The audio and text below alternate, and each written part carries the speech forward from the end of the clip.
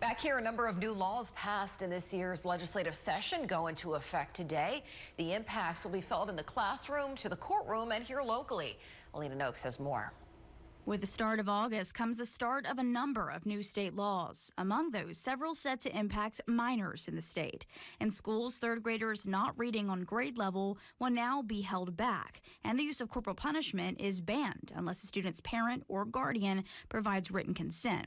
In parish libraries, mandated changes to library policy officially go into effect. Libraries must now adopt a process for reviewing and reconsidering materials and establish a tiered juvenile library card system by June of 2024. All changes made in an effort to restrict access to material deemed sexually explicit. Then there are a number of laws aimed at public safety. Lawmakers tweak the state's mugshot law, now allowing the release of a photo to the public if it is necessary for investigative purposes.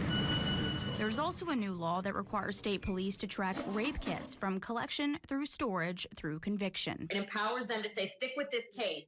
You know, we have this DNA, we are moving forward, and that this case will be brought to justice. It empowers other women to come forward as well. And here locally in central Louisiana, the Red River, Atchafalaya, and Bayou Buff Levee District will undergo some big changes. The 3-member board is now expanding to 5 members, with 2 representatives from Rapides Parish and only 1 each from Avoyelles and St. Landry Parish. The ultimate goal is to protect the people, protect the farmers, protect the citizens that would be affected by a breach of the levee.